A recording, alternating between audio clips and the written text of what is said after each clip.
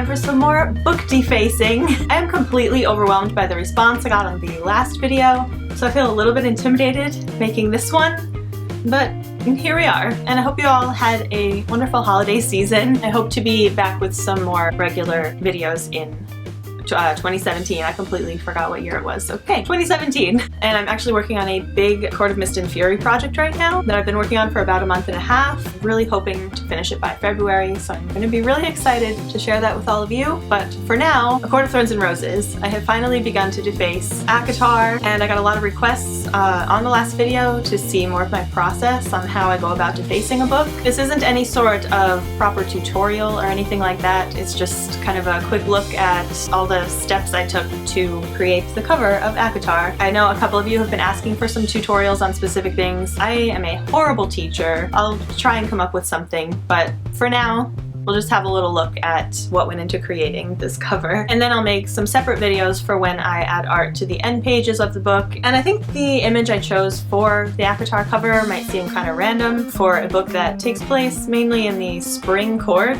but I was very attached to the snowy wood scene that is the opening scene of the entire series, so it just felt appropriate. Very first scene for the very first cover. And I knew that the falling snow would match the stars I put on ACOMAF very nicely. So anyway, I've talked enough. Oh, also let me know if you're going to be at Alex Bracken's, not Passenger, Wayfarer event at Books of Wonder on Wednesday, which is probably going to be like tomorrow by the time I get this video up. I'll be there, so let me know if I'm going to be seeing any of you, because that would be awesome. And okay, yeah, let's just get into it. To start off, we are just going to need a mechanical pencil and a white gel pen, making a rough pencil outline of where I want everything to be laid out.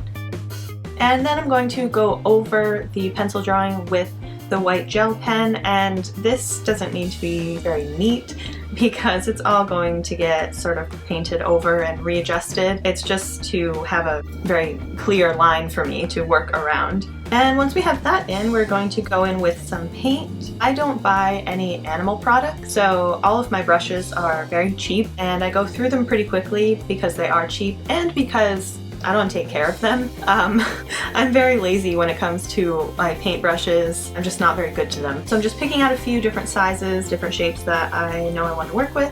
A paper towel, a napkin, a palette. This palette I use, this is all dry paint. Again, I'm just a very lazy painter because I'm primarily a colored pencil artist, and I don't take very much care with my paint. I'm using acrylics. All I'm using here is titanium white, carbon black, Winsor violet, and phthalo blue. Those are the only two colors I used on ACOMAF, so I just want to keep it very consistent. You may want to use a retarder, or what I have here in this video is a very old slow dry blending medium, and what this does is extends the life of your acrylic paint because acrylics dry faster than you can blink. It's going to be mixing up some shades of gray to get all the highlights and shadows in where I want them to be. Also, I didn't mention this when starting the figure, but always use a reference. Don't feel like you're cheating or like you shouldn't need to use a reference. Always use a reference. It will help immensely if you have something to look at.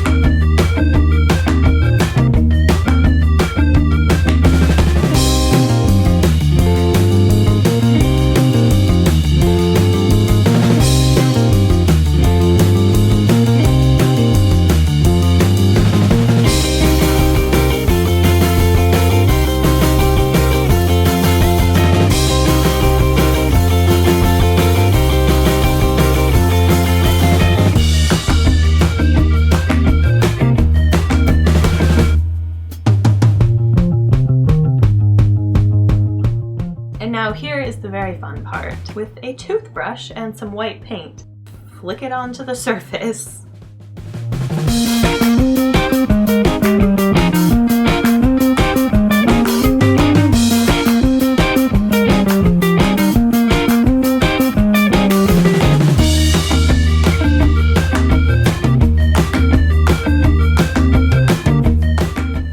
next time we are going to go into the end pages, masked Tamlin on this page here, and we get to go back to colored pencils, which I'm very excited about because that is my favorite thing to work with.